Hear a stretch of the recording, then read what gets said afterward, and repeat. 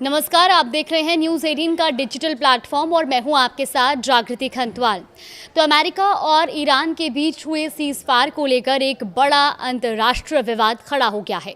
एक तरफ पाकिस्तान इसे अपनी बड़ी कूटनीतिक सफलता बता रहा है, तो दूसरी तरफ अमेरिका ने इस दावे को सिरे से खारिज कर दिया है। और सबसे बड़ा सवाल, क्या इस सीज़फायर में लेबनान शामिल है या नहीं? आइए आपको पूरा मामला विस्तार से समझाते हैं।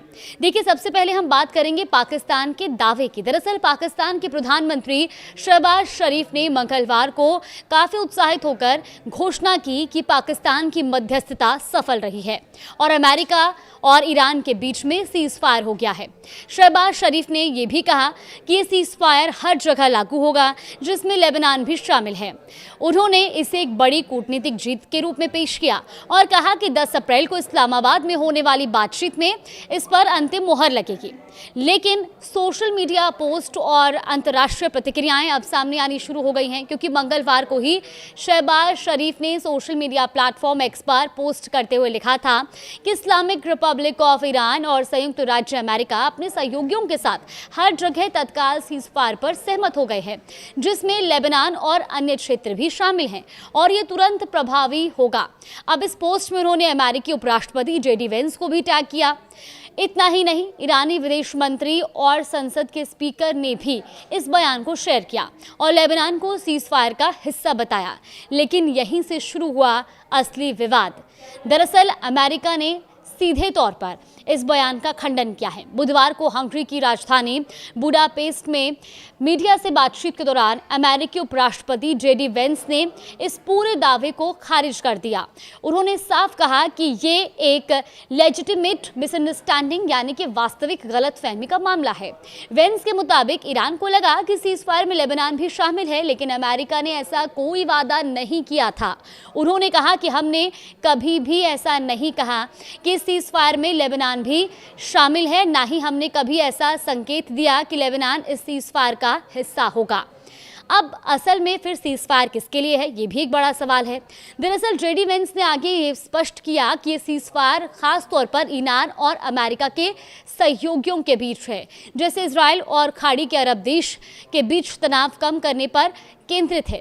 उन्होंने ये भी बताया कि इजराइल ने लेबनान में कुछ संयम बरतने की पेशकश जरूर की थी, लेकिन ये सीज़फायर का हिस्सा नहीं है, बल्कि बातचीत को आगे बढ़ाने के लिए एक अलग पहल है। JD वेंस ने इस पूरे मामले में एक और बड़ा आरोप लगाया। उन्होंने कहा कि बातचीत के दौरान कई लोग गलत बयानबाजी कर रहे हैं और अपना प्रोपेगेंडा चला रहे हैं, यानी सीज़फायर से जुड़ी जानकारी को लेकर भ्रम फैलाया जा रहा है।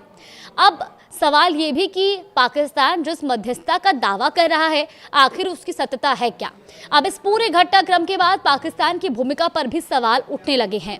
विशेषज्ञों का मानना है कि शहबाज शरीफ का बयान सीज़फायर की वास्तविक शर्तों से मेल नहीं खाता, जिसकी वजह से अंतर्राष्ट्रीय स्तर पर कंफ्यूजन और बढ़ गया है।